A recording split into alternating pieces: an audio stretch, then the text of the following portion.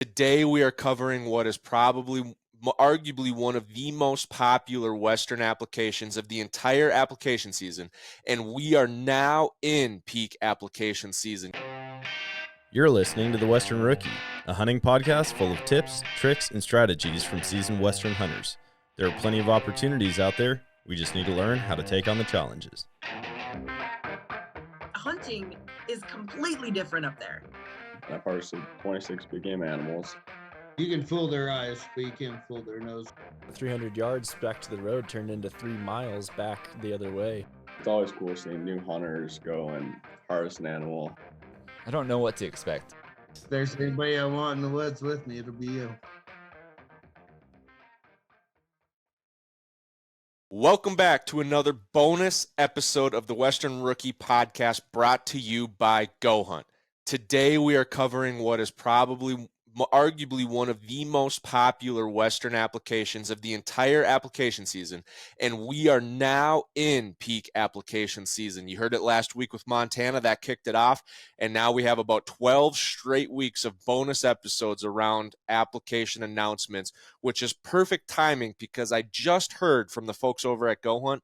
They are doing a massive sale on Insider. It's starting on March 24th. So if you're listening to this episode, it's going live on Friday, March 22nd, starting on Sunday, March 24th through April 7th, which is perfect timing if you still haven't done your Montana application that you heard about last week, or if you're going to be doing your Colorado deer and elk application that we're talking about this week. It's perfect timing. If you go sign up for Insider, using the code Western, they are going to give you $100 of gear shop credit. Usually it's $50. They're doubling it for this spring sale. So you're going to get $100 of gear shop credit for free when you sign up for Insider. So your Insider membership is $150. They never increase their prices. I've been with Insider for almost 7 years, I believe now, and they never raise their prices. They just keep adding features for free. And now when you sign up, you're going to get $100 of that back in free gear shop credit, and they've got some phenomenal gear out on the gear shop. Whether you're looking for a new pack and you want to get $100 off, you're looking for some backpacking equipment, maybe you're just looking for a lot of accessories to make life easier out on the slopes, you're going to have a lot of fun spending that $100 when you sign up for Insider using the code Western during their spring sale. You've been hearing me talk about Insider a lot, and it's not just because GoHunt is the title sponsor of us and everything we do here at the Western Rookie. It's because I've been using Insider for 7 years before I started working as a partner. I've been loving everything that I get with my Insider membership. Every Western hunt, I can walk you all the way back to 2016 when I graduated college and I went on my first archery elk hunt that fall, all the way until today. I have used Insider on every single Western hunt I've gone on. I've used the filtering and the draw odds and the maps every single hunt.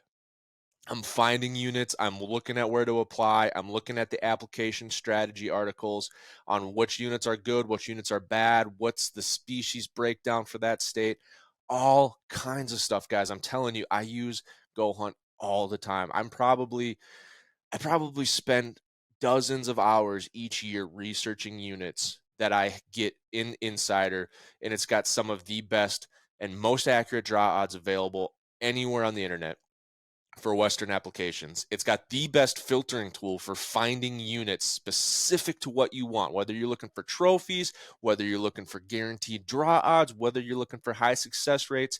You can use Filtering 2.0 to find the perfect unit for you. The Hunt Planner app, that's what I've been really liking lately. I've been able to create hunt plans for all these different hunts I want to do, and I can add units that are interesting. I can save them. I can make notes. They're all there when I come back to it in a couple days or a couple weeks and do my application. They added maps recently in the last few years and 3D offline mapping, which is huge when you're out on the slopes to be able to see vantage points, glassing knobs, accurate terrain. It's an amazing tool. They've got the point tracker. They've got the application strategy articles. There's so much information. And now they even have the app. You've been hearing me talk about the app they've released. They have Filtering 2.0 in the app now. So you can be doing research at any time. I've been doing research all the time. We're watching movies or TV at night. and I'll just start looking at units that I could draw this year, next year, down the road. GoHunt Insider is the single best tool for the Western hunter available. First, best tool, GoHunt Insider. Second would be a good pair of boots. Those two things alone will get you more success in the West than anything else you could spend your money on. And right now, they're giving you $100 back. So go get signed up for Insider if you want to start hunting the West and being successful in the West, which is the whole theme of this podcast, is to help you be successful in the West. And it's why GoHunt is the partner, the title partner of the podcast, because they are also in the business of helping you be successful. So go sign up, use the code Western. Get your $100 of free gear shop credit, and then send us a message on what you are looking to get with your free gear shop credit. I'd love to hear what you guys are looking and finding out there in the gear shop. So let's dive in. Colorado Mule Deer.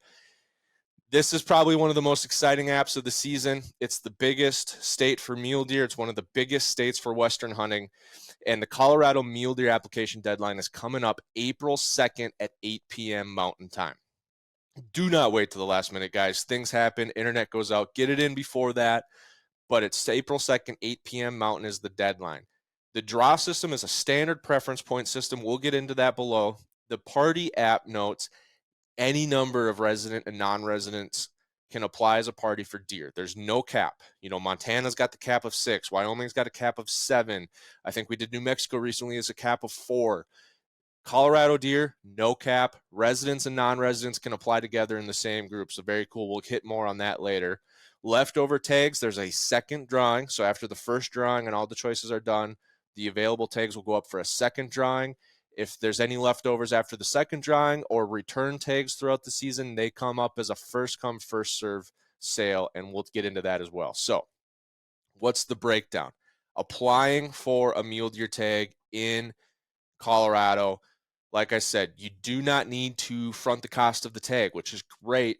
Some states you have to front the cost of the tag, like Wyoming, and it's out there for 3-4 months for an elk application. For Colorado mule deer, you do not need to front the cost of the tag, but you do need a valid hunting license, which is about $100 for a non-resident. The deer license itself is going to cost you $481.52 for adults, $122.91 for youth. So that's pretty cool if you got a youngster in the family that you want to take on a Western hunt. Significant discount for that youth deer license. We talked about the group applications. You can have unlimited people in your group for deer, but they will not over allocate, and we'll get into a little bit more detail on the group apps down below. The preference point system, that's always the most confusing part when applying for the West, are the point systems, all the different point schemes across the different states. The nice thing about Colorado is it is by far the simplest point system out there. Aside from not having a point system like Idaho and New Mexico, Colorado has the simplest point system. It's pure preference. There's no squaring. There's no cubing. It's just pure preference. Whoever has the most points will draw the tag. So we'll walk through an example. Let's just say Unit 1000 has 10 tags, and you apply for a deer license in Unit 1000, right? So when they get the apps, they're going to look and they're going to say, who has the most points? If there's only 10 tags available and someone is at max points, which is 35, and they apply, they're going to get it. So now there's 9 points and they move down. Who's got 34? Maybe there's no other application, no other apps on points until you get all the way down to 10. So it goes from 35, that person drew. Now there's 9 tags left. You go all the way down to 10 points. 3 people drew. Or 3 people applied at 10 points. They get the tag. So now there's 6 apps left. They go down to 9 points. How many people drew? Maybe there was 7, right? So now 6 out of those 7 folks are going to get the tag. The 7th person is not, and anyone below that in points is not going to get the tag. It's very simple. What also is nice about this is since it is a straight preference system, it's incredibly valuable to use Filtering 2.0 and the Draw Odds tool in your Insider membership to look at where you're at, because if you're not at 100%, you will not be guaranteed the tag. Point creep happens every year, so it's going to get a little bit worse than that. So you do want some buffer if you want a guaranteed application. Otherwise, if you're just looking to do your first round choice and swing for the fences, If you're at 0, it's 0. There is no chance you will draw that tag. If you're in between 0 and 100, you're just going to have to put up with whatever rate that is. Maybe if point creep happens, it goes down to 0, you didn't draw. Maybe if there's not much point creep, you were in that 50% chance range. But the nice thing is, for all the folks out there like myself that like to apply and be guaranteed they're going to get what they want, you can go out there pretty easily and look at where you stand with points, look at what the past years have done in that unit, and find units that have 100% draw odds for your point level and maybe even the point level below, or at least high percent chance for the point level below, meaning even if point creep comes, you're still in a good spot. So that's the preference point system. Now, what's interesting about the preference point system and what's going to change is that this year Colorado lowered the cap for non-resident tags. It used to be 35% of the tags could go to non-residents. Now it's only 25% for non-residents in units that are 6 or 0 to 5 points, right? So it's units that are you can draw with 0 to 5 points. There's a 25% limit cap for non-residents. For units that are 6 or more points to draw, the cap is 20%. So they're really favoring residents now with this change. Maybe rightly so. We get a lot of heat from people talking about, wrecking states and having too many people and too many non-residents come in. Well, there's a limit in Colorado. So no matter where you get your information, there's not going to be extra people, extra non-residents in Colorado this year for draw units. Now, one thing that I cannot stress enough, the preference points, how to earn a preference point. You must submit an application to get a point. Let me say that again. You must submit an application before April 2nd to get a point. There is no point-only purchase period like Montana and Wyoming. If you do not submit an application by April 2nd for a point, you will not get a point in 2024. To get a point, you need to put the code, the deer point code, in as your application code. So the way Colorado works is each unit has a code, and the code has information about the species, the weapon type, the unit number, the hunt choice type. So it's a very complex number. So for deer, the deer point code is D as in deer dash P as in point dash 999-99-P. That's what you put in for your first hunt choice, and you will get your point. That's all you need to know. So, once again, I don't want anyone to miss a year of getting a point. You must submit an application. You must use the deer point code as your option to get a point. Now, there are 4 hunt choices. So, what this means is Colorado will look at everyone's first choice on the first pass. They will not look at your second through 4th choices on the first pass. So if they look at your first choice, if your name comes up at the preference point level, there's tags left, you get the tag. If not, they put your application aside, they move on. Once they've gone through everyone's first choice, now they come back and do 2nd through 4th. Now this is more of a random, right? So you do not use your points for 2nd through 4th. So you can use this to your advantage if you want to build points and draw a limited entry tag. You can put a very high unit up there, one that either has low odds of drawing because you're right in the cutoff bracket for points, or no chance of drawing. And then you can use you can find a unit that's got leftover potential, and that way you can get a tag while not burning your points and even building your points. So very popular option out there. You're going to want to use draw odds to find those opportunities for that so you can be sure to get your tag. But there is an option to build your points while drawing 2nd through 4th option units.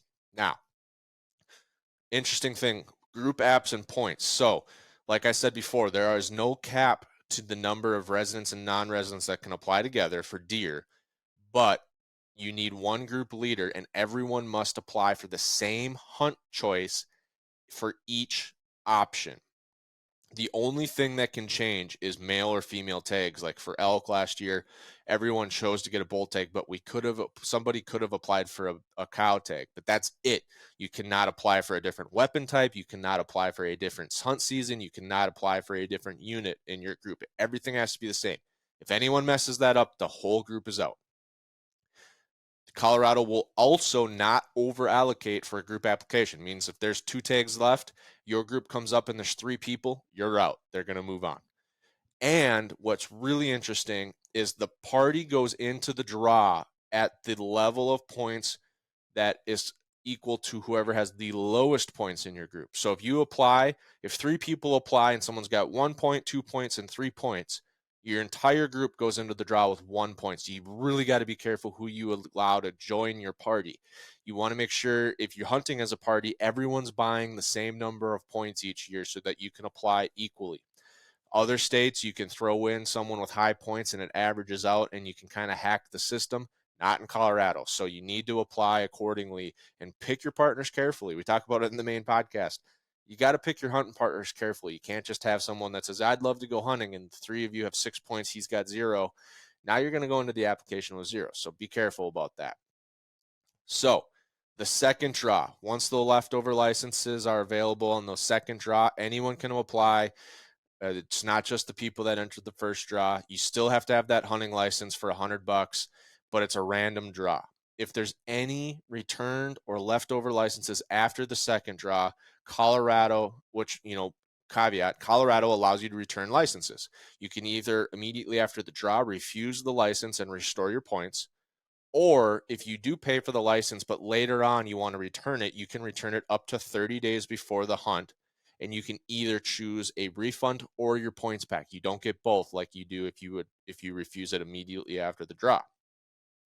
All those leftover licenses after the second draw and the return licenses go on sale as a first come, first serve basis on August 6th. They're available in late July. You can look them up. On August 6th, they go for sale as first come, first serve. And then every Tuesday after August 6th, any return tags or remaining leftover tags go for sale the following Wednesday at 11 a.m. So the Tuesday, the list is available, updated list is available. Wednesday, they for sale. So that's how you can get your tag for mule deer in Colorado. But let's now dive into the seasons and some of the breakdown on mule deer. So an interesting thing about Colorado, it's not a general license. You only get to hunt the season you pick. So if you pick second rifle, you can only hunt second rifle. There is no option to go back for third rifle. There is no going for archery and then rifle. You get the tag you apply for. So if you apply for archery, you cannot hunt rifle. So archery, 2nd through the 30th of September. This is the first crack at mule deer. This is going to be higher elevation hunts oftentimes. Some of these tags are either sex. So if you're just a beginner in the archery world trying to get a deer tag filled, could be a great fit for you. Next, we have early high country rifle. So this is September 7th through the 15th. The interesting thing about this is high country backpack style hunting with a rifle. And this year, the dates fall so that you're before the muzzleloader crowd. So it could be very interesting. Probably going to be a little bit difficult to draw since there's not a lot of tags like this available. But then we move into the muzzleloader season, which is the 14th through this 22nd of September. Also probably higher elevation. They might be starting to lose their velvet, but this does overlap with archery, elk, and deer. So there might be higher pressure out on the mountain for the muzzleloader season. Then what we come into the rifle seasons, these are going to be later in the year. So second rifle, October 26th through the November 3rd. This is generally a pre-rut season. It could be a little tougher, especially since the older and more mature bucks aren't showing up yet to the rut party. It might be a little bit more difficult. Third rifle, November 9th through the 15th. This is the beginning of the rut. Things are starting to get exciting and spicy out on the mountains. Bucks are generally cruising throughout the day. Some of the oldest and most mature bucks might not yet be present and showing up for the party. But when it comes to fourth rifle, November 20th through the 24th, this is peak rut. Lots of activity, lots of magical moments out on the mountains for fourth rifle. Probably the highest point requirements to draw a mule deer tag in general across Colorado is the fourth season rifle. But it's for a reason. It's a magical time. There can be a lot of stacked up pressure though, because this is the last season. So we've had, by fourth rifle, there's been 4 or 5 other seasons already, and some of these bucks might have been targeted and taken off the landscape by then. There's also a plains rifle season, which is the 26th of October through November 5th, but we won't talk about that as much. So getting into current conditions on the ground, for the snowpack and the drought status, we are seeing a pretty mild snowpack, most of the states within their 100% average bracket. And as far as drought goes, most of the state is either at no drought or very mild drought. So very good conditions going into 2024. If you're sitting on a bunch of points right now and you're not sure what to do, I would maybe consider spending them. We've got some good conditions right now as far as the severity of winter, the drought status. You never know what can happen in the future. Look at the winter we had last winter across the West. Things just got really hit hard. And so having a lot of points can be a risk. And we'll talk about that below with some of the point level breakdowns. So as far as state changes to mule deer, obviously the biggest news coming out of this year in Colorado is the wolf introduction on the western slopes. People are talking about this all over the place. Hunters are very concerned what wolves can do to the deer populations and the elk populations. I think rightly so, but the only thing we can do is wait, and time will tell what impacts these wolves have on deer. For now, Colorado is still the king of mule deer. If you're looking for mule deer hunting, it starts with Colorado. There's a lot of other states around that have good mule deer, but Colorado is definitely the king of mule deer. And we're going to see point creep go up a little bit this year with that change of 35% to 25% for non-resident caps. So plan accordingly, use the draw odds tool accordingly, build in a little extra buffer if you're looking for guaranteed draw odds. But no reason at all to not apply for mule deer in Colorado if mule deer is on your bucket list. Populations are stable over the last 15 years. We saw a little dip in 2022, but overall populations are pretty stable, and Colorado's still producing some absolute monster bucks. I did a filter on Filtering 2.0. There's 33 units right now in Colorado that have trophy potentials of 180 to 190 plus, which means 33 units in Colorado are showing the potential for absolute giant mule deer. What's interesting is if you lower that to 170-inch trophy potential or better, nearly 100% of the state has 170-inch trophy potential. Really, the only places we're seeing that on the map that don't have trophy potential are some of the huge urban centers. I think just very spotty, and I'm guessing those are 150 to 160 point potentials still, or inch potential. So nearly 80% of the state you can have the option to find, or the opportunity to find 170-inch or greater mule deer. So that's absolutely phenomenal. When we're talking about some of these great units, the 180, the 190, these are mostly going to be in the southern Rockies, a few along the western edge, and a few on the eastern plains, but they're going to take a lot of points to draw, especially for those fourth rifle tags. Might be able to draw them a little bit easier if you're doing early archery, but going to be high points. And if you're in that bracket, just use your Filtering 2.0, use the draw odds, figure out what you're able to draw, and plan accordingly. If we're going to go back to maybe the other side of the fence, people that definitely don't have max points, maybe on the other side, what can we do with 0 points, right? Well, if there's any 0 point units out there, there's a reason for it. It's either lots of tags, lots of private land issues. Maybe it's archery and muzzleloader seasons that are a little bit harder to fill your tag. There's going to be a reason for a 0 point unit, but don't be disappointed, because you can still build points using the deer point code as your first option, and then trying to draw a second through fourth option for units that are likely going to have leftover tags. And you're going to find that by using your Filtering 2.0 and your draw odds tool. In the 1 to 3 point bracket, there's lots of good opportunities in this unit. You're going to be looking at maybe some 170, 180, even a couple 190 trophy potentials if you're doing archery or muzzleloader. And if you're looking for rifle tags, you're still at 160 to 170 potential with some decent success rates. That 1 to 3 points, there might be a strategy here of just using your 1 to 3 point bracket, never having more than 3 points, and drawing a lot of tags, hunting that same unit over and over and over again throughout your life, and really getting good at it. And you might stumble across the occasional monster, the occasional real magical buck. If we're going to the 4 to 8 point bracket, now this is where options are really getting good. So there's a lot of great options in 4 to 8 points. I would strongly recommend you start thinking about spending these points, because it can be a risk to carry a lot of points. You never know what point creep's going to do. You never know what Mother Nature's going to do. And you never know what the government's going to do according to draw systems, seasons, non-resident allocation.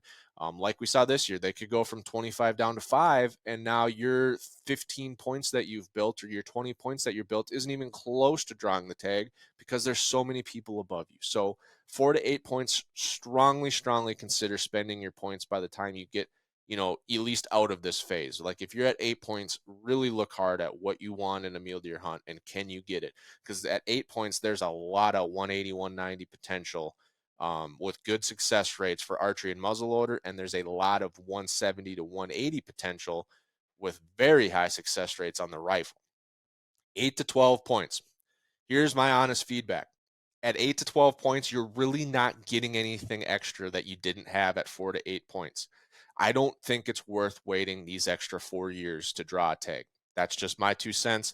Not a lot of new units open up. They're not really showing you anything that you didn't have before in terms of size, public land, harvest success rates. I just don't see a reason to wait unless you just couldn't get a mule deer hunt in your schedule at all. Obviously, continue to build points, but if that's not the reason, I don't know why waiting this long would happen. 13 plus. I have 2 opinions. If you're in the 13 plus, you're looking at the best units in the state, of course. If you're going 4th rifle, that might be closer to max points. If you're doing archery muzzleloader, maybe some of these best units are available to you now. If you're already there, I would say consider spending them. Consider spending them fast, either this year, next year, the next few years, because the risk of having points this long and not hunting is really starting to build up. We can have severe die-offs. We can have extreme weather. We can have wolves that, exponentially populate and hurt the herds. We can have changes to the draw system that impact your hunt. Any number of things can happen, and you've been waiting so long to have a good mule deer experience. There's plenty of options at 4 to 8. There's plenty of good options at 1 to 3 even. So if you're already there, sure, swing for the fences, try to get the best you can. If you're not there, I don't really see a reason to go that high, unless you're really just adamant that you want something special, once in a life, once in 1,000 lives. But to me, that's not my strategy. I don't like carrying that much risk, especially since Colorado just introduced wolves. They are due for a new 5-year big game plan in 2025. There's lots of changes coming. I don't want to be stuck holding 20 points that I can't use. So I burn my points in that mid-tier bracket typically. So that's the breakdown. Colorado Mule Deer 2024. Remember, the GoHunt sale is going on March 24th through April 7th. Perfect time for your Colorado Mule Deer application. And if you use the code Western, you're going to get $100 of free credit towards the gear shop. So it's almost free. $50 for your insider membership after you get that credit. It's a phenomenal deal, guys. I use it, like I said. You're probably sick of me saying how much I use it, but it's true. I rack up hours and hours and hours on GoHunt. There is so much great information out there, great tools. Go get the insider service March 24th through April 7th with the code Western, and you're going to get $100 back. So there it is. Good luck, everyone out there on their applications. I hope you draw. Feel free to send me a message. Any questions you have, what gear you're getting with your insider credit, what units you drew when we get the results. Love to hear it from you guys. Thanks for being here today.